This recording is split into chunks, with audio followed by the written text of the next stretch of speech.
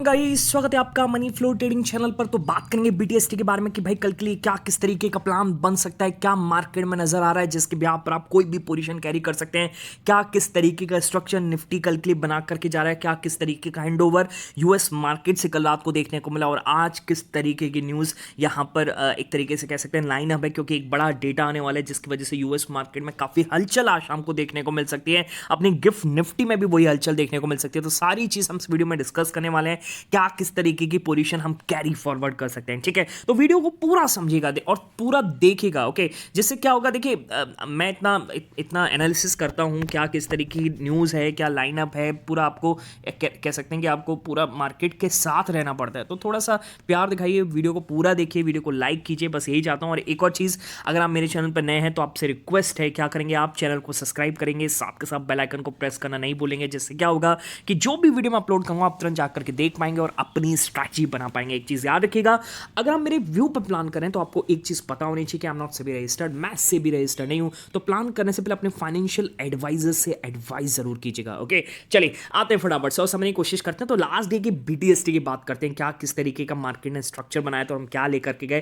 देखिए क्लियरली लिख रहा था कि मार्केट ने फ्राइडे को भी डे हाई के आसपास क्लोजिंग करी, कल भी देखिए लोअर खुला और फिर वहां से डे हाई के आसपास क्लोजिंग करी। ओके, तो स्ट्रक्चर पॉजिटिव दिख रहा था, 26,000 के ऊपर क्लोजिंग थी, पर मार्केट आज गैप डाउन खुला ड्यू टू ग्लोबल रीजंस, उसको हम आगे डिस्कस करने वाले हैं। ओके, और मार्केट आज कोई रिकवरी नहीं दिखा रहा है, हालांकि आज राइटर्स ने पूरी तरीके से पकड़ बनाई हुई है। ओके, और आप कह सकते हैं कि पूरा मजा आज मार्केट का तो राइटर्स ही ले रहे हैं, बायर्स के लिए तो कुछ है ही नहीं। ठीक है, मार्केट एक जोन में फंसा हुआ, वो भी कुछ खास बड़ी रेंज भी नहीं है। ओके, आप कह सकते हैं 40-50 की पॉइंट की रेंज है और कुछ भी नहीं कर रहा है मार्केट। बहुत ही बायर्स के लिए तो आप कह सकते हैं बहुत ही बोरिंग डे बन चुका है।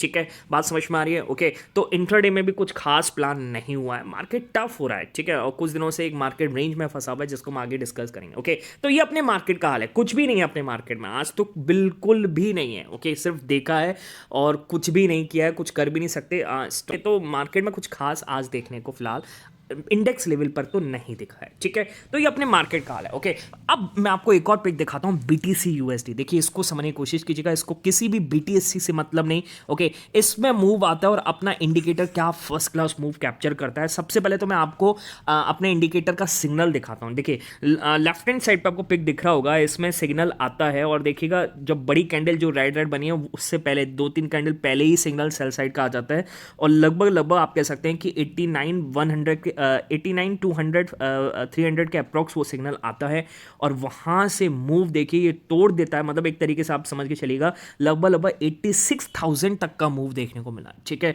तो 3,000 पॉइंट की रैली देखने को मिली अगर हम राउंड फिगर में बात करें। ओके, और रिटर्न कितना बनाया मैं आपको रिटर्न दिखाता हूं। तो आपको राइट हैंड साइड पर पिक दिख रहा होगा, क्या फर्स्ट क्लास रिटर्न हमने कैप्चर किया। मैंने आपको कल बोला भी था कि एक हफ्ते से मैंने कुछ भी प्लान नहीं किया था, ना वीडियो बनाई, ना इंडियन मार्केट में ट्रेड किया, ना बीटीसी यूएसडी में प्लान किया। ओके, और कल मैंने स्टार्ट किया और देखिए कल ही कितना बड़ा ट्रेड मिल गया, लगभग 19 से 25,000 की कैपिटल रिटर्न, देखिए 3,41,000 का रिटर्न है। ठीक है, तो ये आप कह सकते हैं ये खेल है अपने इंडिकेटर का, ये ट्रेड है, ये एक्यूरेसी अपने इंडिकेटर की जब देता है तो क्या ही छप्पड़ फाड़ के देता है। ठीक है, बात समझ में आ रही है। ओके, आपको चाहिए इंडिकेटर, आपको क्या किस तरीके से इंडिकेटर काम करता है, किस तरीके से सिग्नल्स पर ट्रेड करना है, किस तरीके से अपने मार्केट में मोमेंटम लेवल्स डेटा को देख के प्लान करना है, ये सारी चीज अगर आपको जाननी है तो आप मेरे साथ टेलीग्राम पे कांटेक्ट कर सकते हैं और उसके लिए आपको टेलीग्राम चैनल को ज्वाइन करना पड़ेगा। और ज्वाइन करने का तरीका है कि आपको जाना है डिस्क्रिप्शन में और डिस्क्रिप्शन से जाकर के ही ज्वाइन कीजिएगा, सर्च मत कीजिएगा क्योंकि बहुत सारे फेक चैनल्स अवेलेबल हैं। क्लियर है,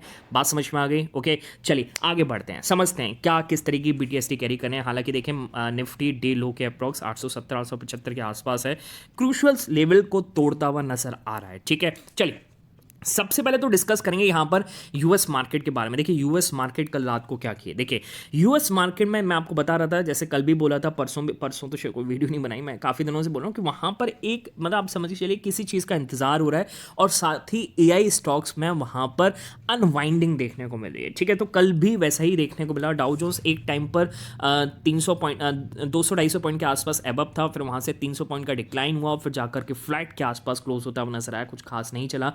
S&P S&P 500 भी फ्लैट क्लोज होता हुआ नजर आया। नेस्डेक में आप कह सकते हैं आधे % डिक्लाइन के साथ नेस्डेक बंद होता हुआ नजर आया। ओके, तो वहां पर एक बड़ा डेटा आज फाइनली आने वाला है और इस पर मार्केट की नजर रहने वाली है। ठीक है, क्या डेटा है उसको हम आगे डिस्कस करेंगे, पर कुल मिलाकर के यूएस मार्केट में क्या हो रहा है, एआई से इन्वेस्टर्स अपना नाता तोड़ रहे हैं, यानी कहने का मतलब वहां पर वो अनवाइंडिंग चल रही है। ओके, और जो वैल्यूएबल उनको स्टॉक्स दिख रहे हैं, इक्विटीज दिख रही हैं, वहां पर वो अपने पैसों को इन्वेस्ट कर रहे हैं। ठीक है, हम तो उम्मीद करते हैं कि एआई से निकलें। एआई रिलेटेड थीम इंडिया में है भी नहीं। ओके, और जहां पर इतने अच्छी वैल्यूएशन पे अब निफ्टी के स्टॉक्स मिल रहे हैं तो प्लीज़ उस पर प्लान करें। ओके, जिसकी वजह से अपना मार्केट एक रेंज से बाहर निकले तो हमें कुछ खास मूव दिखता हुआ नजर आए। ठीक है, ओके, तो ये यूएस मार्केट का हाल है। कुछ खास मूव यूएस मार्केट में कल देखने को नहीं मिला क्योंकि न्यूज़ का वेट हो रहा है। ओके, अच्छा आगे बढ़ते हैं। देखिए, सबसे बड़ी चीज़ अपने जैसे मार्केट के लिए क्या कि भाई यहाँ पर कल एक न्यूज़ आती है कि क्रूड ऑयल में अब ओवर सप्लाई देखने को मिल रही है, ओवर सप्लाई का प्रेशर देखने को मिल रहा है, यानी जो इसका प्राइस है वो और डिक्लाइन हो सकता है। और आज दिन में एक और डिक्लाइन देखने को मिल रहा है। मैं आपको बताऊं, फाइनली जो 60 के आसपास यहाँ पर कंसोलिडेट कर रहा था प्राइस, अब फाइनली 60 के नीचे पहुंच चुका है ब्रेंट क्रूड। ओके, और ये अपने जैसे मार्केट के लिए काफ़ी पॉजिटिव चीज़ है ना, एक इमर्जिंग मार्केट के लिए काफ़ी पॉजिटिव चीज़ होती है। हालांकि आज मार्केट नहीं चला, देखिए मार्केट ना चलने का रीज़न भी है, एक्सपायरी है, राइटर्स नहीं चाहते चलना। ओके, ये आप समझ के चलिएगा। और राइटर्स होते हैं बड़े प्लेयर, जो उनके पास बड़ा पैसा वही तो बेचेगा ऑप्शंस। 2-2 लाख का ऑप्शंस बेचना कोई ईजी बात नहीं है। ओके, तो वो आज नहीं चाहता है चलना, मार्केट ना चले। ओके, इसकी वजह से वो मार्केट पर प्रेशर बना कर रखा है। ओके, कल पता लगेगा एक्चुअल में मार्केट में यहाँ पर प्रेशर है या फिर कल सिर्फ मतलब आज सिर्फ एक्सपायरी रिलेटेड मूव था। ठीक है, ये आपको कल क्लियर होगा। ओके, तो बात समझ में आ रही। तो कहने का मतलब ये क्या है कि क्रूड ऑयल का गिरना और फाइनली 60 के नीचे आना, which is very good for our markets. Okay, चलिए आगे बढ़ते हैं। ओके, अब अपने मार्केट के बारे में थोड़ा डिस्कशन क्लियर कर लिया जाए, मतलब थोड़ा सा डिटेल डिस्कशन कर लिया जाए। समझना बहुत ही ज़रूरी है कि अपना मार्केट कर क्या रहा है। देखिए, डेली टाइम फ्रेम पर समझने की कोशिश कीजिएगा।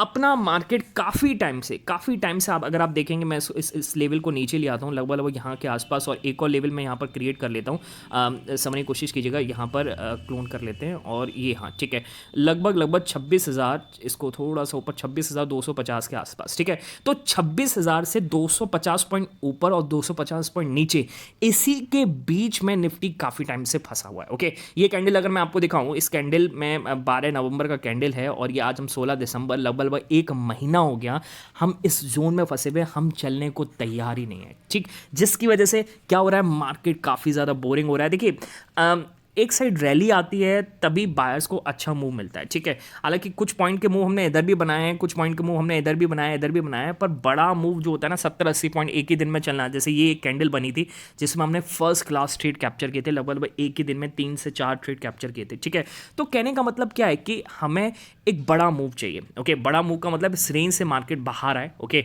अब आज ऐसा मार्केट अगर आप देखेंगे पूरा साइडवेज है, अब जाकर के फाइनली मूव आ रहा है, तो मेरे जैसे BTST एनालिसिस करने वाले के लिए तो ये मूव बेकार हो गया ना। मैं पकड़ सकता था इसको 888 के नीचे, नहीं पकड़ पाए। ठीक है, चलिए अब कुछ चीज़ें छोड़ दें, पर कुछ खास बड़ा मूव ऑप्शंस में भी नहीं दिखा होगा क्योंकि एक्सपायरी है, थोड़ा सा मार्केट रुका होगा तो वो डिके तरफ ही बड़े होंगे। तो कुल मिलाकर के मार्केट का इस रेंज से निकलना बहुत ही ज़रूरी है, और इस रेंज से जब निकलेगा उसके लिए मार्केट को एक ट्रिगर चाहिए, और जब भी निकलेगा तो मार्केट में या तो एक बड़ा, अगर डाउन साइड तोड़ता है तो बड़ा एक सेल ऑफ देखने को मिलेगा, अगर अपसाइड तोड़ता है तो मार्केट में एक बड़ा अपसाइड मोमेंटम देखने को मिलेगा। ठीक है, तो मार्केट में शायद आप कह सकते हैं कि FIs की बात करेंगे तो देखिए FIs तो लगातार बेच रहे हैं, FIs तो रुक ही नहीं रहे हैं। चलिए FIs की बात कर ही लेते हैं। यहाँ पर FIs की अगर मैं आपको डेटा दिखाऊं तो कल भी इन्होंने बेचा है, हालांकि दिसंबर की वजह से उनके ग्रॉस वॉल्यूम्स कम देखने को मिले हैं। ओके, हालांकि आप एक चीज़ देखिए, इंडेक्स लेवल पर उन्होंने कल बाइंग करी है। ठीक है, इंडेक्स में अगर आपको दिखाऊं तो निफ्टी में 400 करोड़ के आसपास, बैंक निफ्टी में लगभग 50 करोड़ के आसपास, और उनके शॉर्ट्स कल के दिन थोड़े बहुत कवर भी हुए हैं, लगभग 2,500 शॉर्ट कॉन्ट्रैक्ट्स कवर किए हैं उन्होंने। ओके, जो उनकी लॉन्ग शॉर्ट रेशियो 10% के आसपास था वो 10.65 के अप्रॉक्स पहुंच चुका है। ओके, तो थोड़ा बहुत बड़ा है, पर कुल मिलाकर के इतने खास मोमेंटम से या इतने खास मूव से हमें कोई फ़ायदा नहीं होने वाला। हम इंट्राडे ट्रेडर्स हैं, हमें मोमेंटम चाहिए, रैली चाहिए, चाहे भले डाउन साइड चले चाहे अपसाइड चले, मार्केट साइडवेज होकर के चलेगा तो खास मज़ा नहीं आएगा। ठीक है, तो इसी वजह से मैं कह रहा हूँ काफ़ी बार कि मार्केट थोड़ा सा बोरिंग हो रहा है।